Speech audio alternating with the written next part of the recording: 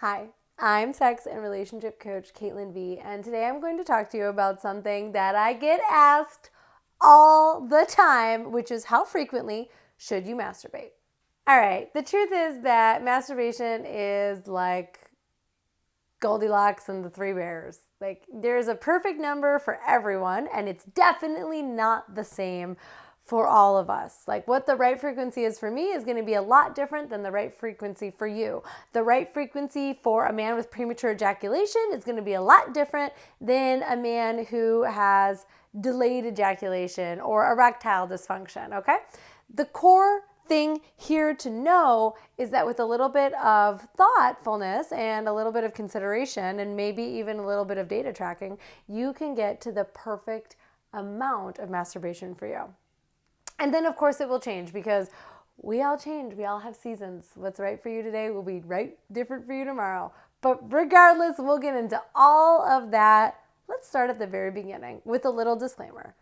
No matter how often you masturbate, masturbation will never cause blindness, hair loss, hairy palms, lack of lethargy, laziness, sleepiness, overactiveness, overeating, undereating, weight loss, weight gain, you name it, it doesn't cause any of those things. I promise you it doesn't. Even if you've heard that it does not. Masturbation in itself is completely normal, completely natural. It's something that our ancestors did before they probably even have language. Ever since the people that are us have been able to walk upright and had hand access to our genitals, there has been masturbation. You masturbate. I masturbate. Everyone masturbates. Babies masturbate. Babies who haven't even been born yet masturbate in utero. It's a very natural thing to do. Why wouldn't we do? There's a thing right there that feels good, and we can use these things to make it feel good. Listen, life is hard and occasionally crap, and I don't need to tell you that. I mean, you know. Life is hard and occasionally it really sucks. And the fact that we have this beautiful, wonderful gift that we can give ourselves and make us feel good, and it's free, and we can access it like almost any time of the day as long as we're alone and private. I don't know about you, but that seems too good to pass up. So if I could leave you with anything from this video, it would be, please do not feel shame. Do not feel shame about your desire to masturbate. Do not feel shame about your masturbation habits. Do not feel shame about what you masturbate to. Do not feel shame about the frequency or how often you masturbate. It's great. You're okay, okay? You are okay. It is enough. And if it's not getting you to where you want to go or it's getting in your way, those problems can be solved, okay? We can take care of those things, but not from a place of feeling shame, okay? We cannot work to make things better when they are so covered in shame that we can hardly look at them because it is so painful. Let's all just take a deep breath. The shame that comes along with having sex in general is deep and real, and it's cross-cultural, and it's international, and it impacts all generations and people of all ages, colors, creeds, races, sexualities, genders. It doesn't matter. Chances are good that if you don't feel shame about sex in some way or another, you definitely feel shame about masturbation, which is basically just having sex with yourself. I like to call it self-pleasure, actually, because even the word masturbation is just so coated with sticky, yucky, tar-like shame feelings for most people, including me. So I had to rename it in order to even feel good about it. And listen, you should feel good about it. If you have a masturbation practice that is a part of your sexuality, that you are consciously using to get more in touch with your body, to be a better lover to your partner, so that you don't feel the need to cheat, so that you don't think about sex 24 hours a day, 7 days a week, so that you know yourself and what works for you. I want you to develop a masturbation habit that you can feel good about, okay? Frequency or how often you masturbate is one part of that. The length of time that you masturbate is another part of that. The getting to orgasm or not is another part of that, okay? But for right now, let's just talk about frequency. How to know if you're masturbating too often. So it is entirely possible to masturbate too often. And the best indicator of if you are masturbating too often is it getting in the way of your life? Like, is it getting in the way of you hanging out with your friends, being there for your family, going to your job and making money, being present for your classes and succeeding? Whatever it is, if it's getting in the way, then it's too much. If you are masturbating instead of going to work, if you're calling in sick because you can't pull yourself away from porn, if you're ignoring your family's or your friends' needs because they want to hang out with you or they rely on you or they just love you and they want to see you, if you are not taking part in the rest of your life because you are busy masturbating, that's what we call compulsive masturbation. And that is when masturbation becomes a problem. If that describes you, please go see a professional, speak to a sex therapist, a sex coach, a doctor, speak to someone who has some knowledge in this area, a sex educator, a sex counselor, any kind of counselor. Go talk to someone, because chronic compulsory masturbation can lead to some other outcomes. It's not masturbation itself, right? But the inability to know when enough is enough when it comes to masturbation, that can be a problem.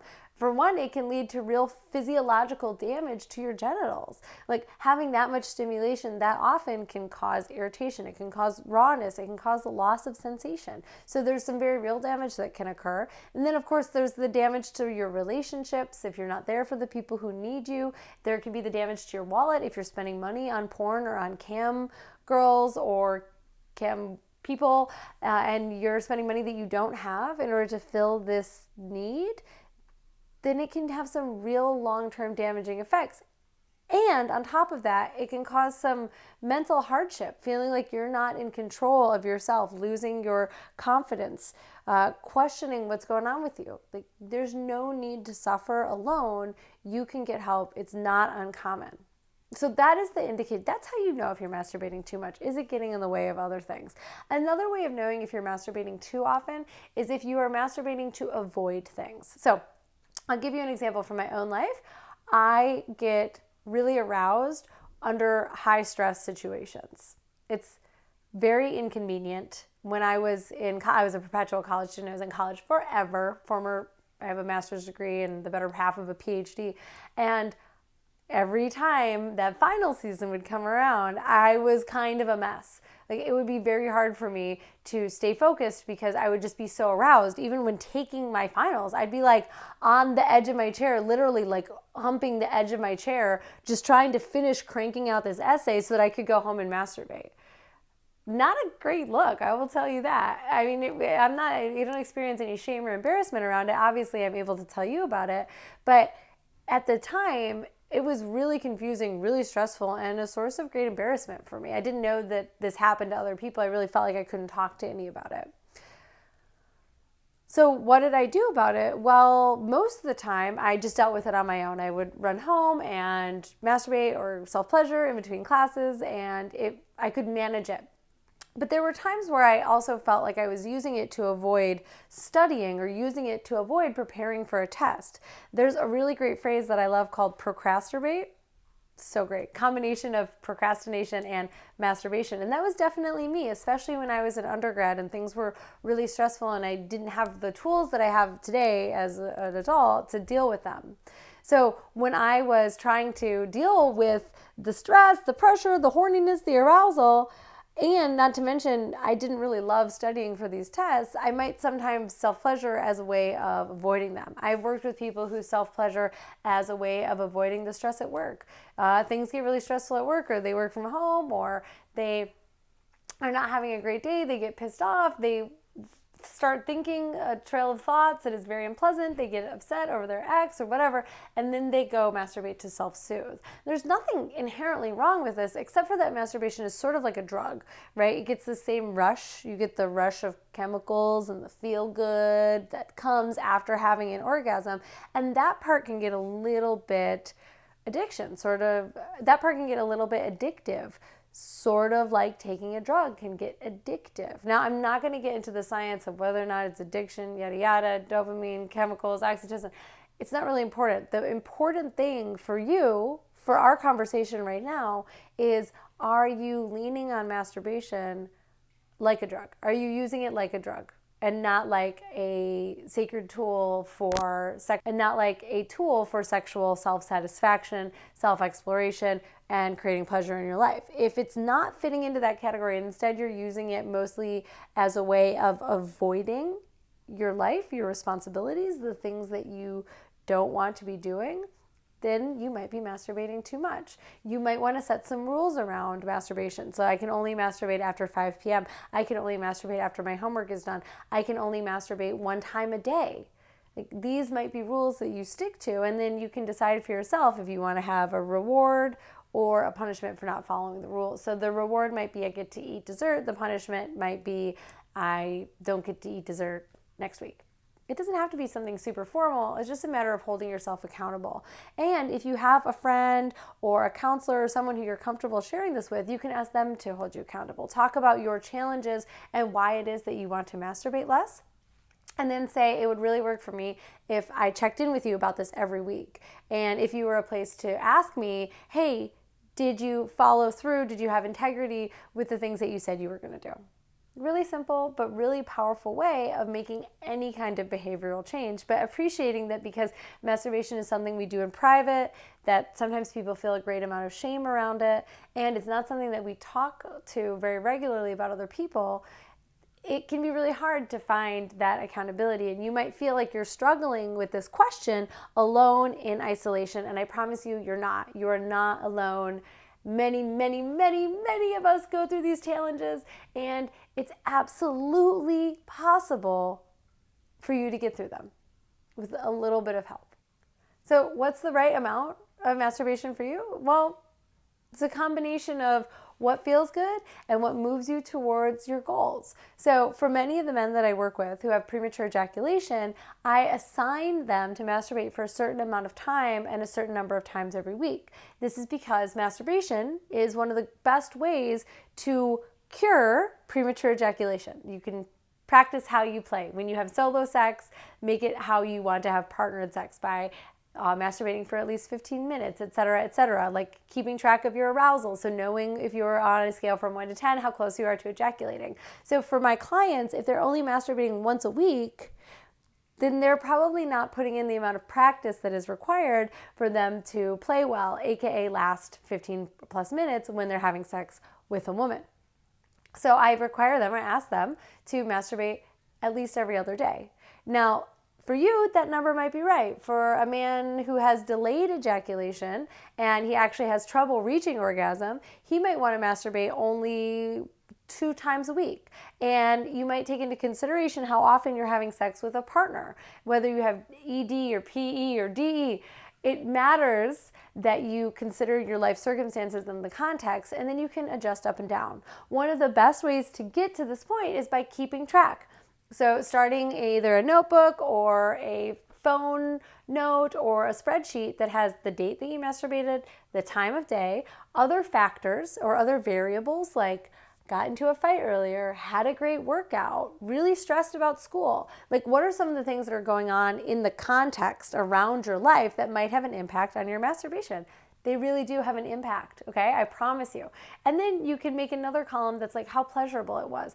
If I reached orgasm, did I enjoy it? Like on a scale from 1 to 10, was it a really good, strong, pleasurable one? Or was it like a less exciting one that just kind of happened? Knowing this in combination with the factors, the variables, knowing that if you masturbate at night with a full tummy after a not so stressful day, like on a Saturday when you weren't at work, you're able to last 20 minutes versus on a Tuesday after you have your weekly meeting with your boss where they berate you for your poor work performance, you're only able to last 7 minutes.